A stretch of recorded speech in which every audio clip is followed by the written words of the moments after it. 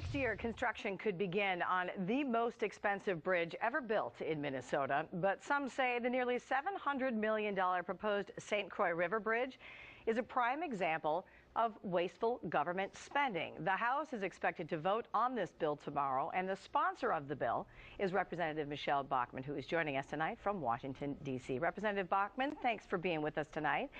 We know that you spoke on the House floor tonight, and we watched some of that this evening. You refer to this bridge as a common sense bridge. But I have to say, some people might actually say this seems to fly directly in the face of what you stood for when you were running for president. No more high-dollar government waste. How is this bridge just plain common sense? Well, it's not government waste. It is common sense. This is a consensus bridge that both Democrats and Republicans have come together and said we need to build. We have a 4-lane highway in Minnesota connecting to a 4-lane highway in Wisconsin. We need a 4-lane bridge for people to be able to go over so that they can continue to travel. This is very common sense. It's important for people to realize that this bridge should have been built decades ago. It's probably the longest unfinished bridge project in the history of the United States. And unfortunately, Representative Betty McCollum and her compatriots have continued to throw sand in the gear to stop bridge construction. If we would have built this bridge in 1992, when we had everything all put together to build it, it would have cost $80 million, and we would have been probably rehabbing the bridge by now. Yeah, that was back delayed the bridge that we see increasing costs. Yeah, that was back in 1992, I think I heard you say earlier this evening. And yeah, I mean, obviously, that would have been a much cheaper bridge to build. But here's what I don't understand. When we rebuilt the bridge over 35W after that tragic collapse, the cost of that was considerably less than half of what this bridge is proposed to be. Can you explain those numbers to me so that I understand? Because we did some research as far as, you know, how wide this bridge is going to be, and they're pretty comparable. So I think that we're comparing apples to apples here. Explain to us why that price tag is so high. It's actually very different. It isn't the same kind of bridge at all. Plus, it's important for your viewers to know that about half of the cost of this bridge deals with environmental mitigation.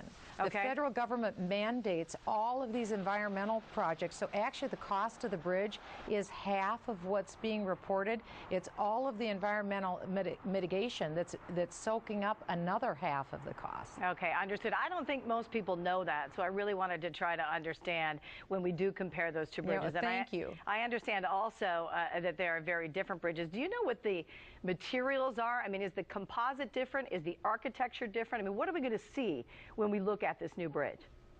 You're going to be seeing a bridge that is very low impact visually, and it will be going from the bluff on the Minnesota side and reach the notch in the bluff on the Wisconsin side. And so it has as low of a visual impact as it possibly can. But again, it is a 4-lane bridge connecting a 4-lane highway. So it will look very natural, very common sense when people cross it. Yeah, and you mentioned Representative McCollum. We also spoke with Congressman Keith Ellison yesterday about this bridge bill. Listen with me, if you would, to what he had to say. The bridge they're proposing is going to cost $700 million. It's going to carry 18,000 people. I don't think it's a judicious use of resources. Precious resources is what Representative Ellison is talking about here. And, you know, he does mention about the traffic across this bridge and does some comparisons. What is your response to Representative Ellison on this? The 18,000 cars per day that they're citing is based upon the current 2-lane bridge in Stillwater.